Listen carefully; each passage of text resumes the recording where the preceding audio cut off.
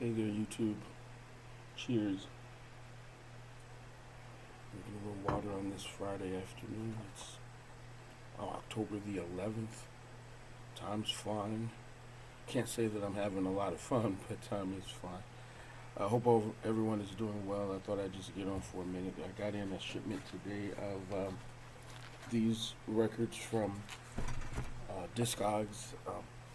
I found a online seller on Discogs a few weeks ago that would appears to be selling off a lot of his collection, a lot of reissues of great jazz music, some numeral group compilations. Yeah, some other stuff, some reggae compilations, some rock stuff. But what I was really interested, well, some current rock stuff. What I was really interested in was the jazz and the numeral group stuff. And so over the last few weeks, that's primarily what I've been buying on Discogs. A few things here and there, but I think a couple of weeks ago, the last shipment I got in, which would have been probably last week, been ordering maybe like weekly from him. The last shipment I ordered like 18 records. I just blew the whole budget for records. Didn't even go to the record store. Well, I went, just hung out, bought a couple of small things, and then before that, some other shipments. Then I just said, hey, just gonna make these purchases as I find them, make these deals because well, a lot of the stuff he had to make a deal button, so you could submit an offer for a lower amount. Usually, I take maybe 10, 15% off, and every time he honored that price. So whatever I get, just hold it and just ship everything once a week. And so we've been doing that for the last couple of weeks. Before it was just stuff here and there. But I've probably gotten about 40 something albums from him in the last, I don't know, 5, 6 weeks since I discovered what he was doing. And a lot of this stuff, it said in the ad, played once or rarely played and then just shelf stored. And so everything is pretty much in mint condition, uh, still in the shrink, looks perfect at a used price, or in some cases cheaper than what a sealed copy would have cost.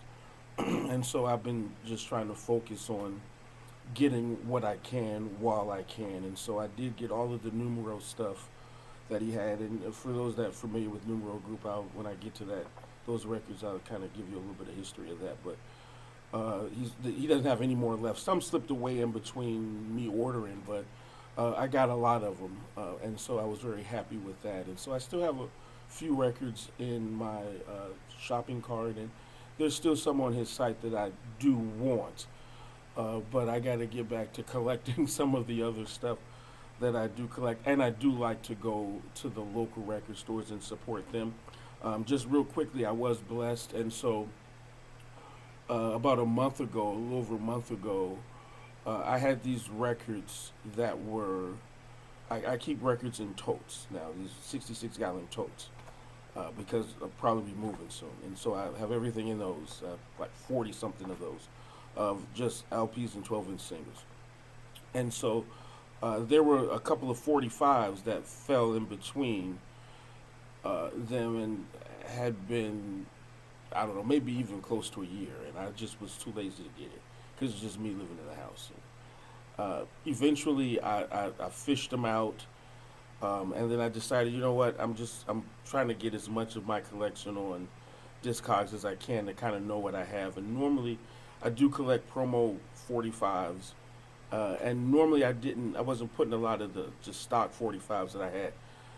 But I figured, well, let me start putting some of those on there too, especially if they have any kind of value. The not valuable stuff doesn't need to go on there. But anyway, so I did, and I found a record. And when I looked at those two records, which I had gotten from an indoor, um, what do you call this, antique mall, probably last year sometime.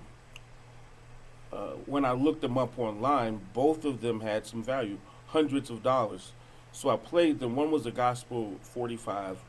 I liked it. I decided to keep it. The other one was kind of bluesy. Oscar Stricklin is the artist's name. It was a mid '80s kind of bluesy 45.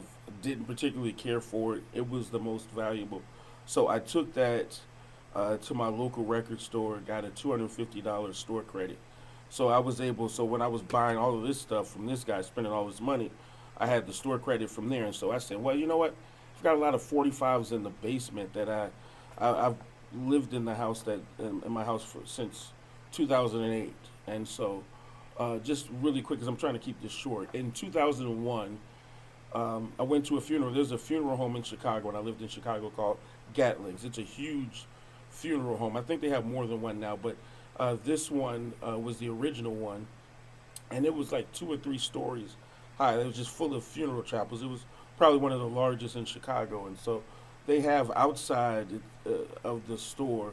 They have other little stores in there. There's a flower shop, things like that. But anyway, the like grandmother or something had one time owned a record store, and she had all these new 45s from the 70s and 80s that I guess didn't sell. She was selling them in this like pop up record store.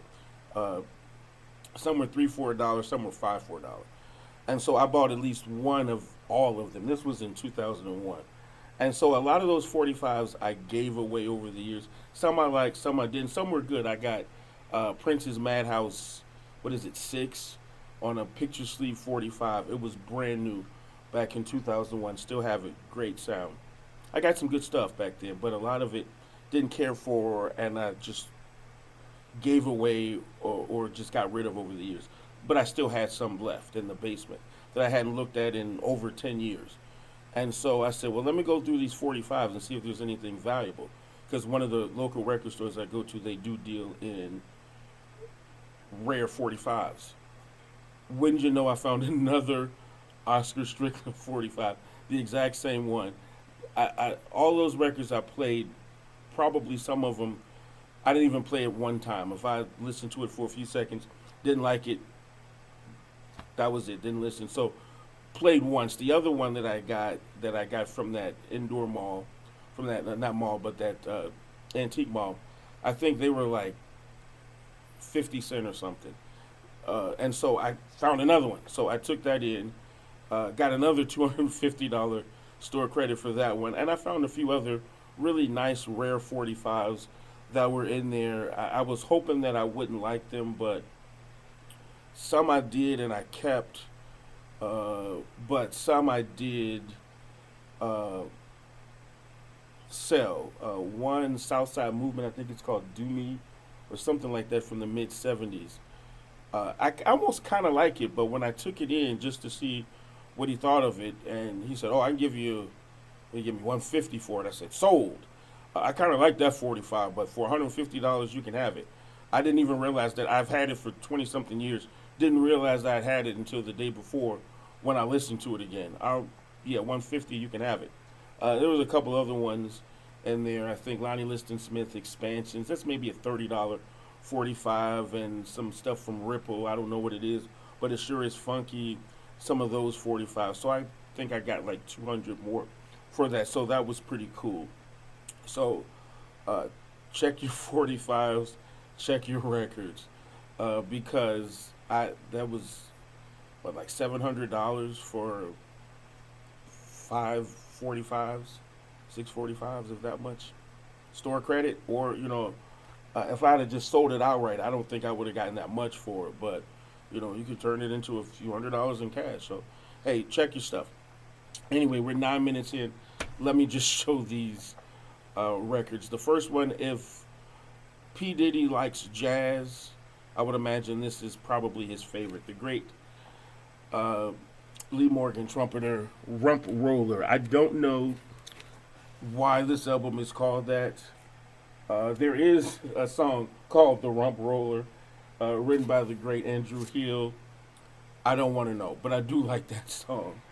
On this album, it features Lee Morgan on trumpet, Joe Henderson tenor sax, Ronnie Matthews piano, Victor Spruce bass, Billy Higgins drums. Um, this is a great album. The whole thing sounds nice. On the Blue Note label, this is a follow-up. This came out in '65, I want to say, and this reissue came out in 2021, I think. This album was the follow-up to his great '64 album, and I just lost the name of it, the Sidewinder.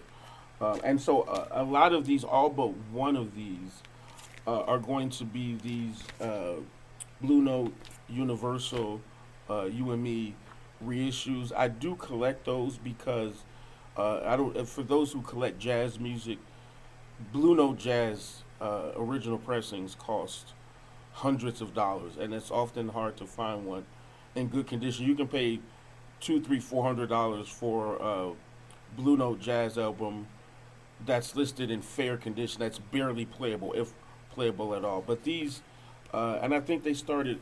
Blue Note came out with these in like 2018 or 19, and they're still released today. Affordable prices, good pressings. And so I do buy these as much as I can.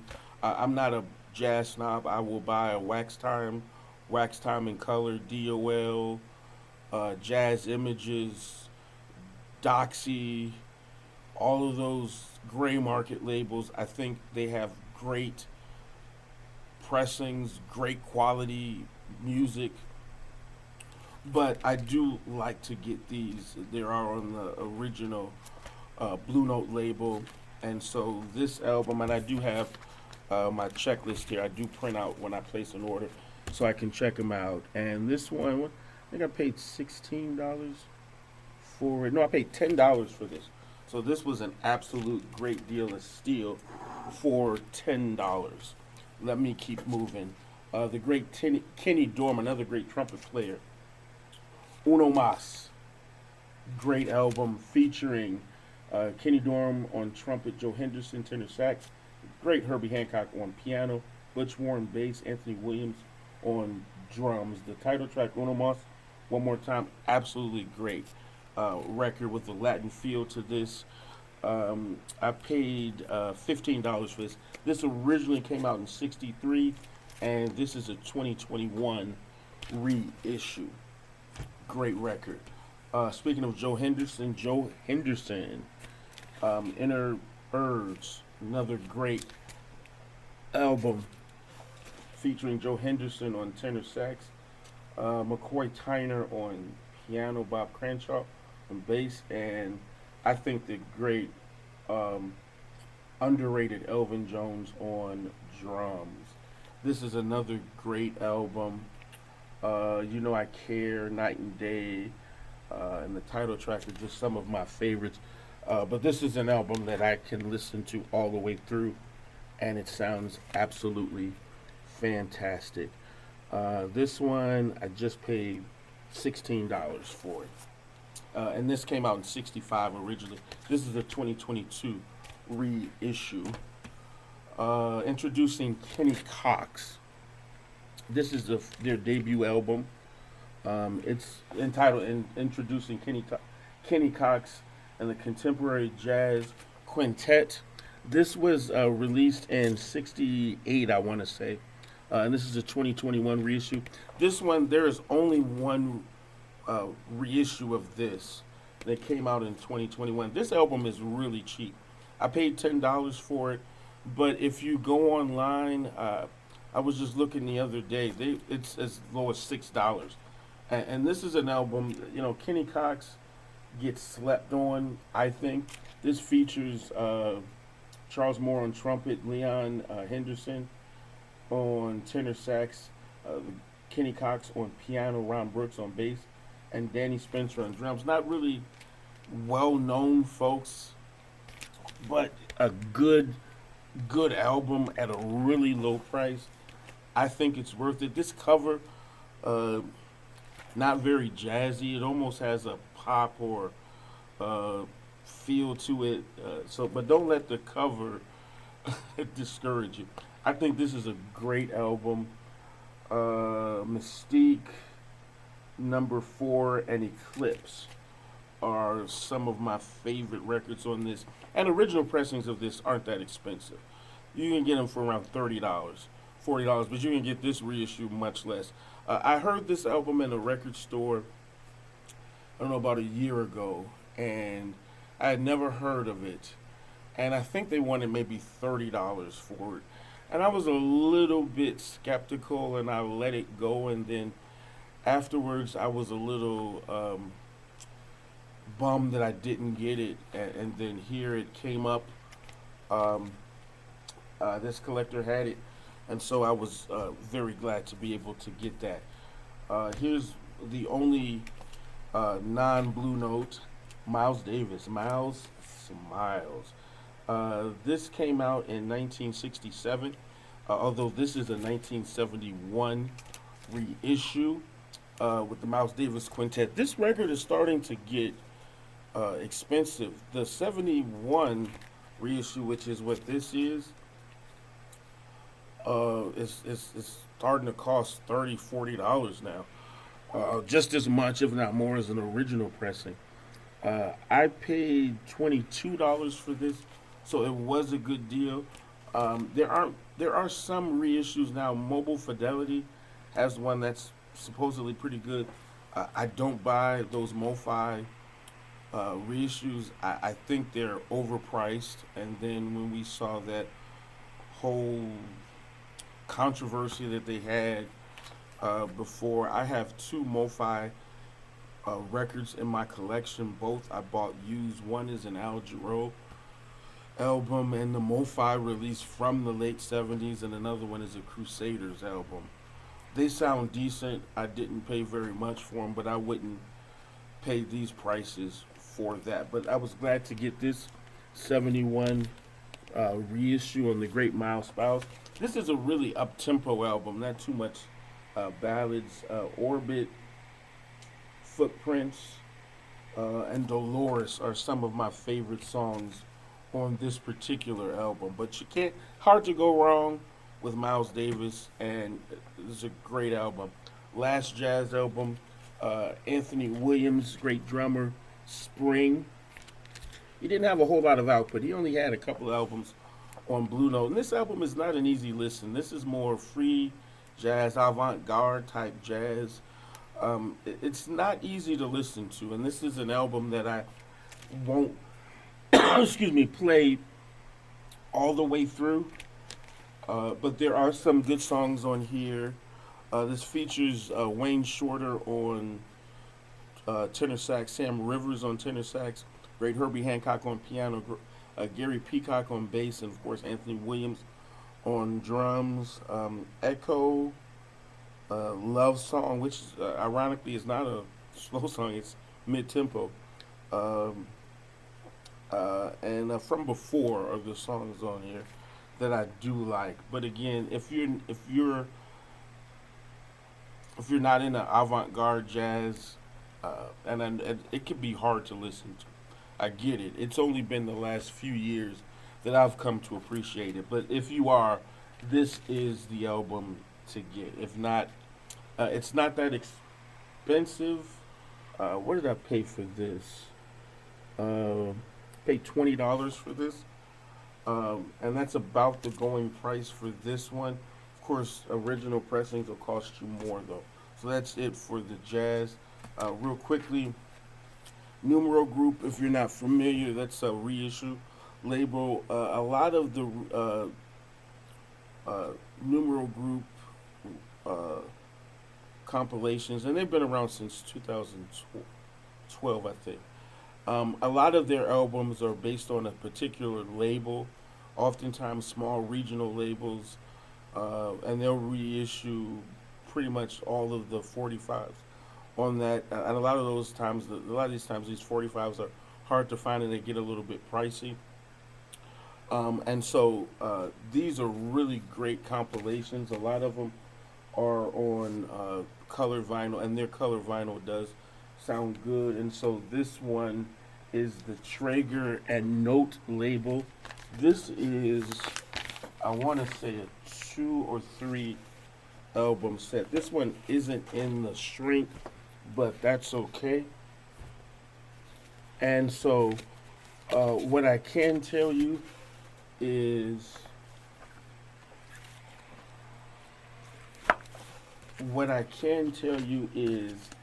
I'm not familiar with any of these records on here, but what I can tell you is I have a couple dozen of these, I have never heard a numeral group compilation that I didn't like three quarters at least of the contents of that record. And so every time I go to the record store or buy something online, I do try and get stuff that I'm not familiar with or artist or group. When I see anything numeral group, I grab it. Even though oftentimes I'm not familiar with the labels themselves. And I'll upload some of this stuff so you guys can hear it. I have a lot of them. Maybe next week we'll do numeral group stuff. Maybe just to give you an idea. This is another one. This is the Consolidated Productions, Volume 1. There is a Volume 2 to this. I don't have it yet, and I do want it. This is another one. He didn't keep all of his numeral group stuff uh, in the shrink, which was a little bit of a disappointment, but that's okay.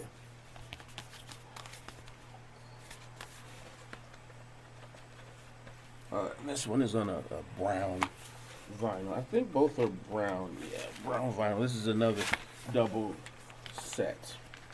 I'm really looking forward to listening to this. I've got somewhere to go tonight, but I will be playing these when I get in. This one is a. This was a box set. This was the third album that they released. Oh, that's heavy. This is called the Bandit label, and this is comprised of three different albums. I'll just show you this one. The 10-inch. Just told you the 10-inch records. Um,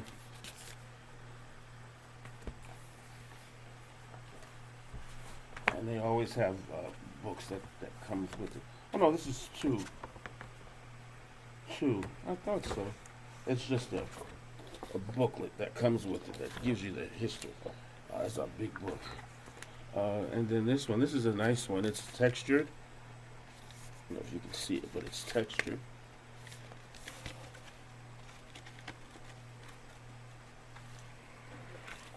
Oh yeah, it is three. Because there's a bonus album. So yeah, I think this might be the first one that I listened to. Ooh, that's heavy.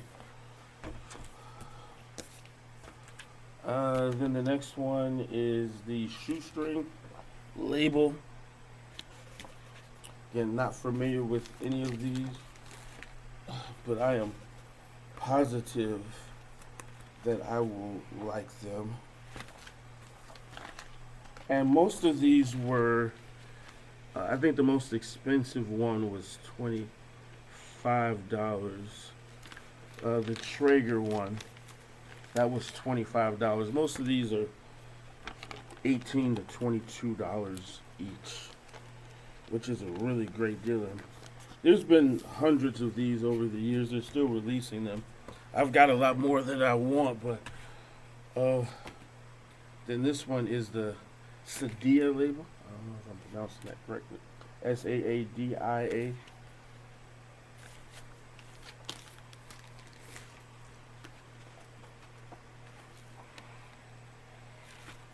And this one is a single album. Yeah. All right. Wow, we're 24 minutes. Thank you so much for watching. Again, next week I think maybe I'll take some of these and some of the ones that I already have, and just spend a week uploading some of these compilations, some of the what I think are best of the best. I've got some already at home that I've already played all the way through, and there's plenty of material there. Again, thank you so much for watching. I hope that everyone is taking care of themselves. To those who are struggling down there in Florida or know someone that is, let's just keep praying for those folks that they can make a recovery and clean up that mess, and find some semblance of normalcy back in their lives. To everyone else, if you're struggling, I know it's tough out there. Trying to keep our mental health in order is a struggle these days, but we can do it. To my fellow Christians, continue to pray, be prayerful, be mindful of the enemy's attacks. To my brothers and sisters who don't necessarily believe or who have other higher powers, just want to encourage you to lean on to your higher power in this time. Continue to move forward. I think, regardless of your political or religious affiliation, good folks can just agree that it's just love. Love for each other, regardless of our own individual taste or walks or whatever. Let's just love each other and just try to be patient and understanding. So thank you so much for watching. I pray that everyone has a great day. Have a great weekend, and God bless.